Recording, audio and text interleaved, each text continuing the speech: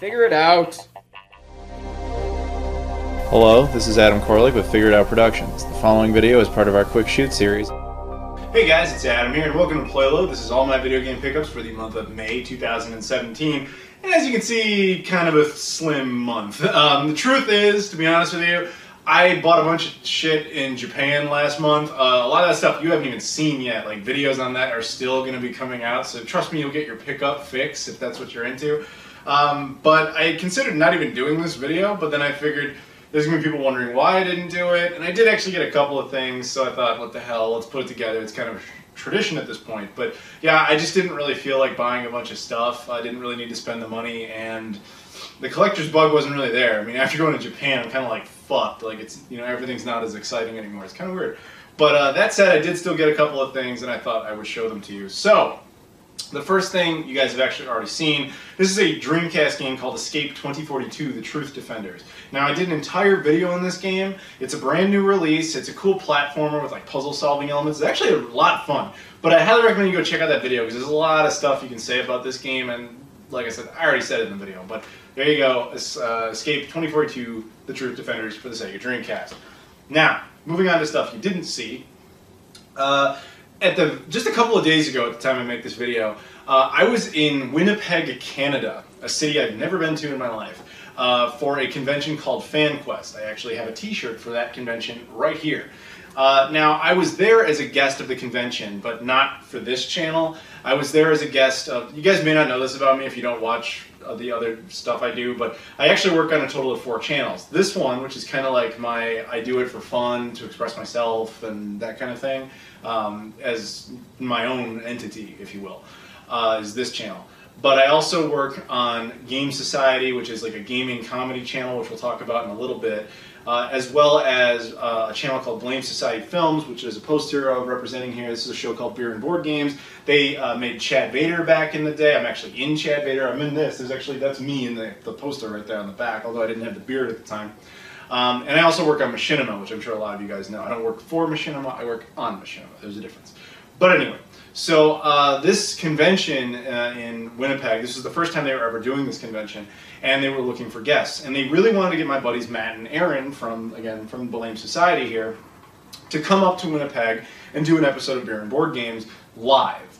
And so they were like, okay, yeah, we're on board. But they were, to their credit, they kind of wanted me there because I do crew work for them, but I'm also kind of a character on the show, and I go to Canada a lot, so they figured like, hey, he's going to be kind of useful, to be honest with you.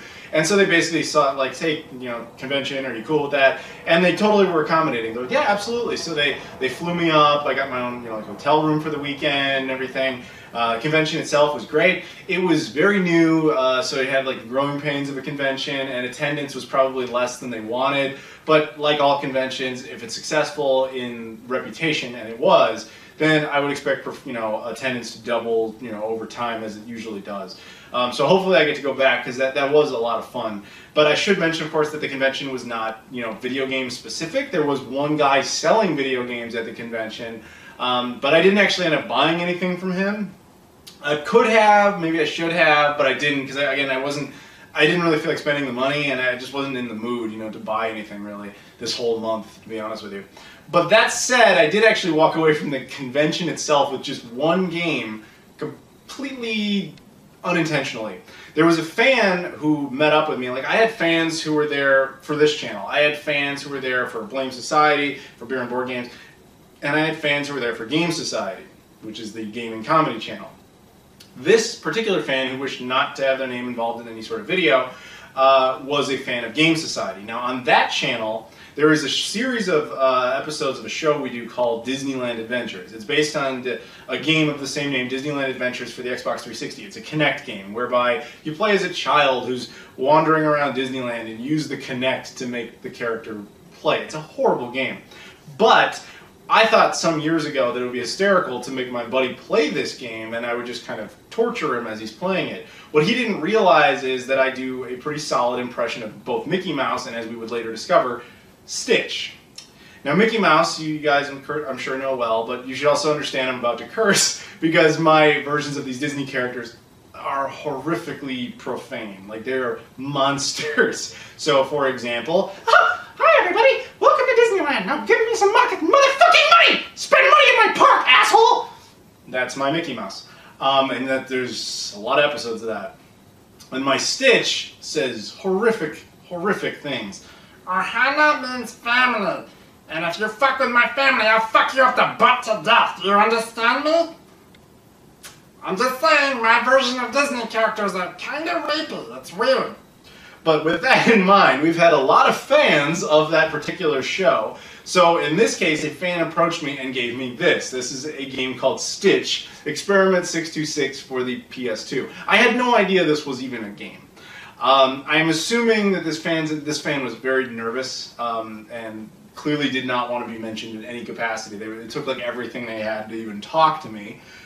Which, if you're watching, I appreciate that you did. You should. I'm very approachable at conventions. I swear I am, but people are always nervous. But I try to make people feel calmer. But in this case, the individual never said it, but I think, were very clearly indicating they would love for us to play this on Game Society, which may or may not happen. It's actually very hard to get my buddy to play anything with Disney characters because he knows he's going to go through hell. That said, at least we got it, and it's a possibility. So thank you to said individual fan for donating this to the channel. That is Stitch Experiment 626 for the PlayStation 2. Now, there was another game I ended up getting up there, but this one's kind of involved in a backstory. So hear me out. If you've been watching this channel for a while, you know that I've been trying to get a full Wii U set for a long time, and I'm damn close. And for the past few months, it's been almost a reoccurring joke, and I doubt it'll happen again, but it is possible, I suppose. But the past few months, I've been mentioning, like, oh, I picked up this Wii U game, and I'm glad I did because blah. So, for example, there's this game called Hello Kitty Cruisers for the Wii U. The North American version is stupid expensive. Like, stupid expensive. It was like a $20 retail game. Now it's like selling for like 500 bucks. It's insane. Now, I got it back when it came out, so I was all set. And I was telling that story to people months ago. And somebody, after that episode of PlayLoad came out, somebody tweeted at me and was like, do you have the Turbo game? That game's like stupid expensive now, too. It's like 150 bucks or something like that. And I was like, no, damn it, because I didn't. So I had to like run around to a bunch of GameStops until I could find it. And I hated supporting GameStop, but to their credit, they had it. So I got it. And then I mentioned that in a video. And then somebody tweeted at me after seeing that one and was like, well, do you have the Cruise? Because that's happening now too. The Cruise is a really hard game to find. It's very expensive. And I was like, fuck balls, because I did not. So I ran around to a bunch of GameStops till I found it. And then so last month I told that same story and I'm like, all right, I'm done. I don't have to worry about it. And I did actually say, like, I can't wait until somebody says what the next impossible one is to find. And right on damn cue, somebody did. I got a tweet about a game called Hot Wheels, World's Best Driver for the Wii U, saying like, hey, take a look at this. This one's starting to jump. And I was like, fuck, because it was, and I didn't have it. So I ran around to a bunch of GameStops, and I couldn't find it anywhere. And I was like, fuck, I don't know what I'm going to do. Like, so I just kind of, I put it on the back burner. I was like, if I see it, I see it, but I don't, you know, I'm not expecting it, I guess, because there was only like one day where I like kind of tried. But anyway, so in Winnipeg, I went to a store called Shoppers, which to Americans, my fellow Americans, is like Walgreens. If you're in the UK, it's kind of like Tesco Express. If you're in mainland Europe, I don't have a really good one to compare it to. I think you guys have Tesco Express there as well. But it's basically an all-purpose like drugstore where they focus on like medical supplies, house supplies to some extent. There's a grocery section usually, and then sometimes there's like a really pitiful electronics section, which is usually overpriced crap you would never actually buy, but they have it for some reason. Kind of like a convenience store, but more focused on medical stuff as opposed to sodas or whatever. But anyway, so I went in there and I bought some coffees and I bought some potato chips and Canadian candy bars. You know, shit I can't usually get here. I was just kind of getting my Canada fix, right? So I buy that stuff and I leave. Now, this Shoppers happened to be in a mall, so it had windows looking into the store as I was leaving. And I walked past the electronics section and I hadn't even thought about it while I was in there.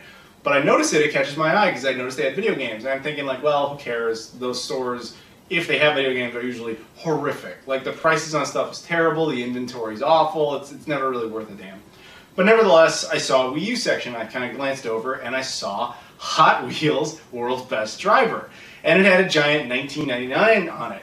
And that's $19.99 CAD, which is like $15 US. So I fucking ran back into the store and I grabbed it. I even got footage of it because I was like, I don't know if anybody's even going to believe that I found this. So here you go, as proof. I found it in a fucking Shoppers of all places. But yeah, here it is. Hot Wheels, World's Best Driver. Hopefully there's no other ridiculously hard Wii U games for me to try and find at this point. But yeah, I'm really glad I picked that up in the most freakish of bizarre circumstances. But yeah, I'm just glad that's off the list. I didn't want to worry about that because I just wanted to have that one done. So yes, I was willing to put down money to get that one out of the way. Now, with that said, there was one other game I got this month, and it happens to also be a Wii U game. This is Darksiders War Mastered Edition. I'm not entirely certain what this game even is. I think it is a remake or a remaster, HD upgrade, if you will, of the first Darksiders game, but I'm not going to lie, I'm not even 100% sure of that. This game is one of the last Wii U games to come out. This was just released at the time of this video. It was released like a week ago. There will be a couple of others that trickle out, but this is pretty much the end. And this one was interesting because it was only sold in a couple of outlets. Like, I got it from Amazon. I pre-ordered it a long time ago. It's $20 asking price, $20 US, and they were, they give you 20% off if you pre-order it now. So it was like $16, and then I had a $10 gift card when I ordered it, so $6 to get this game off the list. No problem. Happy to do that all day. So there you go, got Darksiders War Mastered Edition, one of the last Wii U titles. So it's really good to get 2 Wii U games off that list. That's fantastic. Now, that is the end of games, but it's not the end of gaming stuff. There's a couple other things I want to show you that are kind of cool. Now, if you follow me on social media, Facebook, Instagram, all that bullshit, you might know I went to New York for a day. I was in New York City for 1 day earlier this month, which I'll talk more about how that happened and why and all that stuff at the end of the video. But so I had a day to kind of go do whatever I wanted while I was there. It happened to actually be Mother's Day.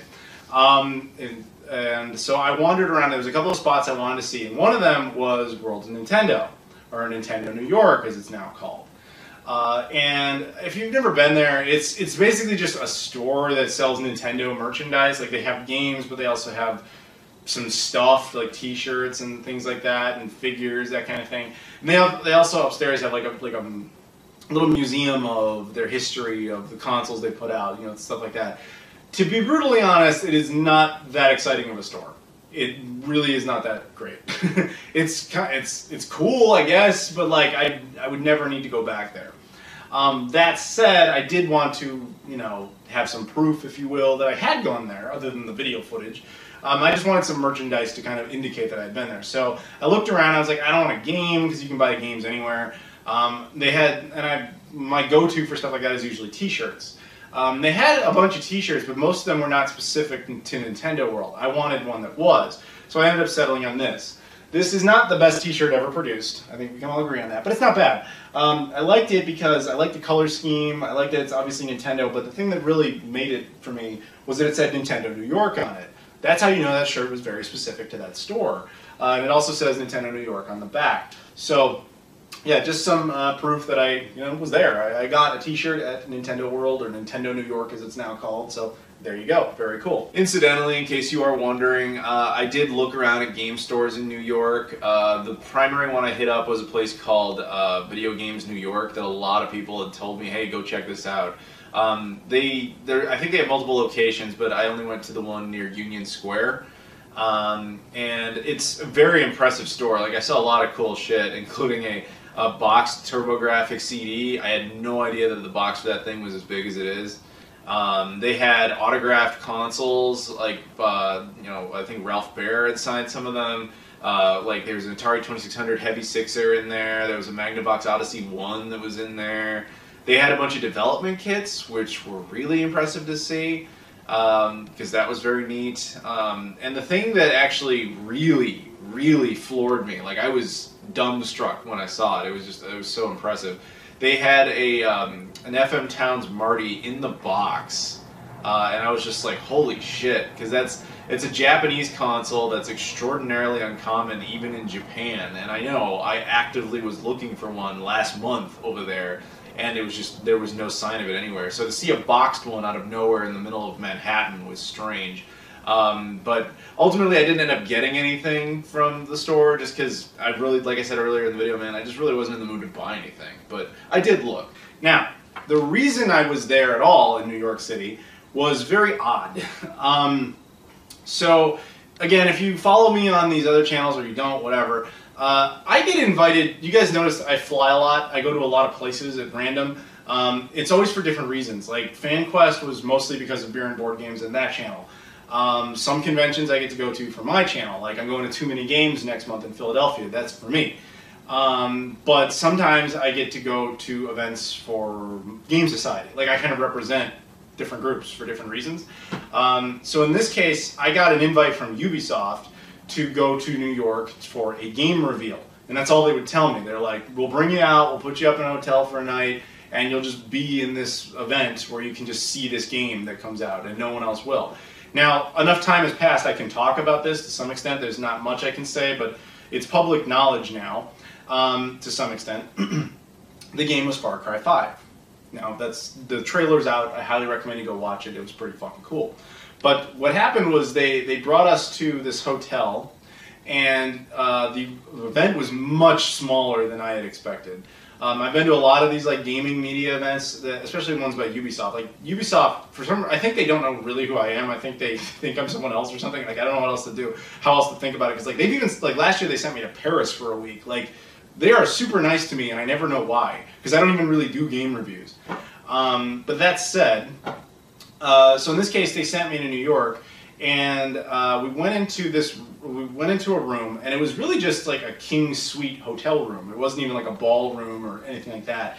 And there was only like some familiar faces I knew from Ubisoft, as well as a bunch of other like journalists. And we're all sitting around, and you got someone from USA Today, and someone from Newsweek, and someone from New York Times, right? Like these big publications.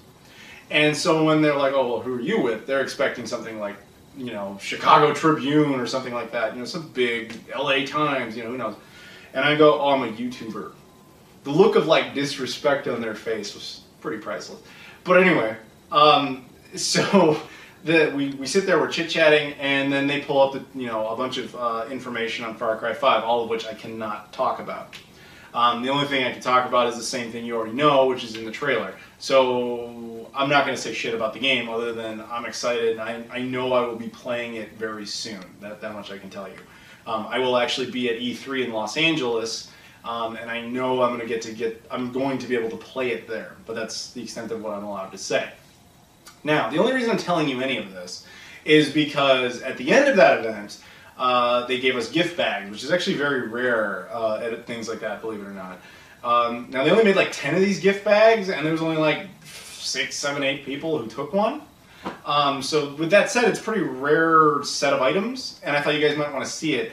But most of it is not, in all honesty, is not Far Cry specific, but what the hell, I thought it'd be kind of cool, because I guarantee you won't see an unboxing of this on any other channel on YouTube. But yeah, here it is. So it came in this like burlap sack type of deal. And so if you open it up, inside it had various items.